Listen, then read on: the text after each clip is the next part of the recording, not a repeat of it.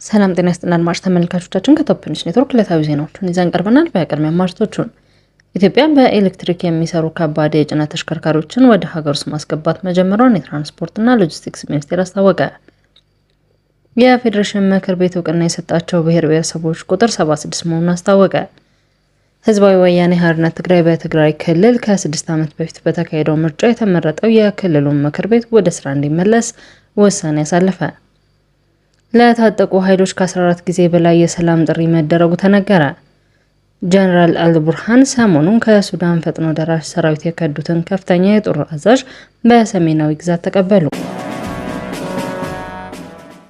ኢትዮጵያ በኤሌክትሪክ የሚሰሩ ከባድ የጭነት ተሽከርካሪዎችን ወደ ሀገር ውስጥ ማስገባት መጀመሯን የትራንስፖርትና ሎጂስቲክስ ሚኒስቴር አስታውቋል። ኢትዮጵያ ወደ ኤሌክትሪክ ተሽከርካሪዎች እያደረገች ያለችውን ሽግግር ወደ ከባድ የጭነት ተሽከርካሪዎች መሸጋገሩን የትራንስፖርትና ሎጂስቲክስ ሚኒስቴር አስታውቋል። ሚኒስቴሩ ሚያዝያ 11 2018 ባወጣው መረጃ መሰረት በኤሌክትሪክ የሚሰሩ ከባድ የጭነት ተሽከርካሪዎች አሁን ላይ ወደ ሀገር ውስጥ እየገቡ ይገኛሉ። ይህም ሀገሪቱ ቀደም ሲል የጀመረችውን የኤሌክትሪክ መኪኖች ሽግግር ይበልጥ የሚያጠናክር መሆኑ ተገልጿል። እንደ ሀገር የኤሌክትሪክ መኪኖች ብዛት ወደ ሀገር ውስጥ እንዲገቡ ማድረግ የተጀመረውን ሽግግር አሁን ላይ አዲስ የፖሊሲ ለውጥ በመደረጉ መሆኑን ሚኒስቴሩ አመላክቷል። በዚህ መሰረት በኤሌክትሪክ የሚሰሩ ከባድ የጭነት ተሽከርካሪዎችና የኢንዱስትሪ መሳሪያዎች አሁን የእቅዱ አካል ናቸው ሲል ሚኒስቴሩ ጨምሮ ገልጿል። ከቅርብ ጊዜያት ወዲህ መንግስት የነዳጅ ወጪን ለመቀነስና የአካባቢ ጥበቃ ፖሊሲዎች ሳቢያ የኤሌክትሪክ ተሽከርካሪዎች አጠቃቀም ላይ ትኩረት ሰርቶ እየሰራ መሆኑ ሲገለጽ ሰንብቷል። አሁን የተጀመረው ወደ ኤሌክትሪክ የሚሰሩ ከባድ የጭነት ተሽከርካሪዎችም ሽግግር የሎጂስቲክስ ዘርፉን ይበልጥ ዘመናዊና ወጪ ቆጣቢ እንደሚያደርገው ሚኒስቴሩ ገልጿል። የፌዴሬሽን ምክር ቤት እውቅና የሰጣቸው ብሔር ብሔረሰቦች ቁጥር 76 መሆኑን አስታወቀ። በኢትዮጵያ የሚገኙ ብሔር ብሔረሰቦች ተወካይ መድረክ የሆነው የፌዴሬሽን ምክር ቤት እስካሁን እውቅና የሰጣቸው ብሔር ብሔረሰቦች ቁጥር 76 ብቻ መሆኑን ገልጿል። ምክር ቤቱ አባሉ አቶ ክብሩ ማሞ በሀገሪቱ የሚገኙ የብሔር ብሔረሰቦች ቁጥር በተለያየ አሃዝ ሲገለጽ እንደቆየ አስታውቋል። ይህ ቢሆንም ምክር ቤቱ ጉዳዩን የሚከታተልና መረጃዎችን የሚያጠና ቡድን በማዋቀር ባከናወነው ጥናት 76 ብሔረሰቦች እውቅና እንዳገኙ አረጋግጧል። ለፌዴሬሽን ምክር ቤት የማንነት እውቅና የሰጠን ጥያቄ በተደጋጋሚ እንደሚቀርብ የጠቀሱት አቶ ክብሩ በአሁኑ ወቅት የሚነሱ ጥያቄዎች ዋነኛ ምክንያት ፖለቲካዊ ፍላጎት መሆናቸውን አስረድተዋል። ቀደም ሲል የአንድ ብሔር አባል የነበሩ የማህበረሰብ ክፍሎች አለመስማማት ሲፈጠር ወይም የፖለቲካ ኃይል መግባባት ሲፈልጉ በጎሳ ተደራጅተው ራሳቸውን እንደ ብሔር በመቁጠር ጥያቄ እንደሚያቀርቡ ገልጸዋል። ምክር ቤቱ እንዲህ አይነት ጥያቄዎች ሲቀርቡለት በጥንቃቄ እንደሚመረምርም ገልጸዋል። ጥያቄ አቅራቢ ማህበረሰብ የራሱ የሆነ ማንነት፣ መልክዓ ምድር፣ ባህል ያለው መሆኑ ከተጠና በኋላ ውሳኔ እንደሚሰጥ አቶ ክብሩ አብራርተዋል። ለዚህም እንደ ምሳሌ የስልጤ ዞንን ጥያቄና የተሰጠውን ምላሽ ጠቅሰዋል። ጉዳዩን የፖለቲካ ኃይል ማግኛ የማድረግ ዝንባሌዎች መኖራቸውን የጠቀሱት አቶ ክብሩ መሰል ጥያቄዎች ጥንቃቄ በተሞላበት ሁኔታ ምላሽ እንዲያገኙ እንደሚደረግ አመላክተዋል። ህዝባዊ ወያኔ ሓርነት ትግራይ በትግራይ ክልል ከ6 ዓመት በፊት በተካሄደው ምርጫ የተመረጠው የክልሉ ምክር ቤት ወደ ስራ እንዲመለስ ውሳኔ ያሳለፈ። ፓርቲው የትግራይ መንግስት አስፈጻሚ አካል ሁሉንም አቅሞች ያካተተና አቃፊ ሆኖ እንዲቋቋም ወስኗል። በኢትዮጵያ ብሔራዊ ምርጫ ቦርድ ህጋዊ እውቅና ባለፈው ዓመት ግንቦት ወር ላይ የተሰረዘበት ህወሓት ውሳኔዎችን ያስተላለፈው የፓርቲው ማዕከላዊ ኮሚቴ በዚህ ሳምንት አጋማሽ ባደረገው መደበኛ ስብሰባ ነው። ሚያዝያ 7 2018 ጀምሮ ለሁለት ቀናት የተካሄደው የማዕከላዊ ኮሚቴ ስብሰባ በፕሪቶሪያው ስምምነት አፈጻጸም ላይ እንዲሁም በወቅታዊ ሁኔታዎችና በጥልቀትና በስፋት መወያየቱን ፓርቲው ባወጣው መግለጫ አስታውቋል።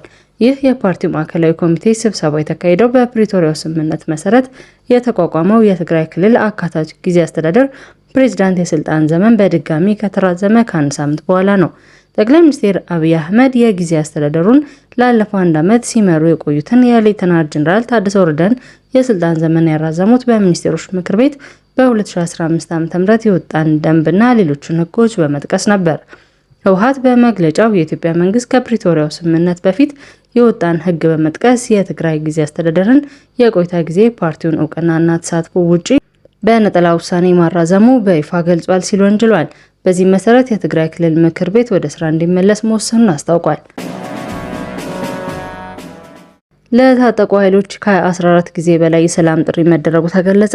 መንግስት በሀገሪቱ ውስጥ ታጥቀው ለሚንቀሳቀሱ ኃይሎች ከ14 ጊዜ በላይ የሰላም ጥሪ ማቅረቡን ብልጽግና ፓርቲ አስታውቋል። የፓርቲው የህዝብና ዓለም አቀፍ ግንኙነት ዘርፍ ኃላፊ ዶክተር ቢቂላ ሁሪሳ የቀረበው ጥሪ ተቀብለው ወደ ሰላማዊ መንገድ የገቡ አካላት ቢኖሩም ጥሪውን ውድቅ ያደረጉና ከውጭ ኃይሎች ጋር ግንኙነት ያላቸው እንደሚገኙበት ጠቅሷል። ዶክተር ቢቂላ ይህን የተናገሩት ምርጫ በሀሳብ ብልጫ ለኢትዮጵያ በሚል መሪ ቃል በተዘጋጀ ፖለቲካ ፓርቲዎች ክርክር መድረክ ነው። በአሁኑ ወቅት በአማራ፣ በኦሮሚያና በቤንሻንጉል ጉሙዝ ክልሎች የሚታዩ ግጭቶች በውጭ ኃይሎችና በኢትዮጵያ ታሪካዊ ጠላቶች የሚደገፉ ናቸው ብለዋል። እነዚህም የውጭ አካላት ለታጣቂዎች ስልጠና፣ የገንዘብ ድጋፍና ትጥቅ እንደሚያቀርቡ በመጥቀስ የታጣቂዎች አጀንዳ የህዝብ ሳይሆን የውጭ ኃይሎች ፍላጎት ነው ብለዋል። በሌላ በኩል ትክክለኛ የህዝብ ጥያቄዎች በሀገራዊ ምክክር ኮሚሽኑ አማካኝነት በአጀንዳነት እየተያዙ መሆኑን ዶክተር ቢቂላ ገልጸዋል። ማንኛውም የህዝብ ቅሬታና ጥያቄ ሰላማዊ በሆነ መንገድ በዚሁ የምክክር መድረክ ሊመለስ እንደሚችል አክለዋል። ለመንግስት ተደጋጋሚ ሰላም ጥሪ አዎንታዊ ምላሽ የሚሰጥ ታጣቂ ኃይል ካለ በየትኛውም ጊዜ ለማስተናገድ መንግስት ዝግጁ እንደሆነ የብልጽግና ፓርቲ ተወካይ አረጋግጠዋል።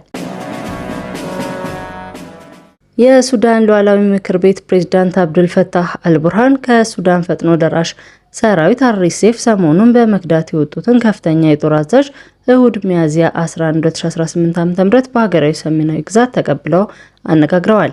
ተንታኞች ድርጊቱን በቅርብ ወራት ውስጥ በሱዳን ፈጥኖ ደራሽ ሰራዊት ውስጥ ከተከሰቱ ከፍተኛ መከፋፈሎች አንዱ እንደሆነ ገልጸውታል።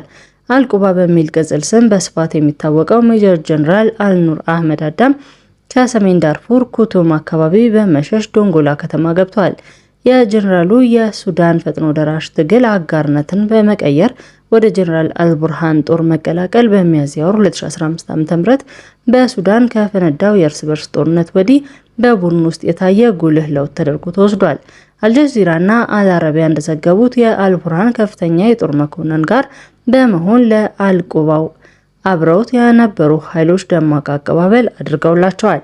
የግል መኪኖች በስጦታ መበርከታቸውም ተገልጿል።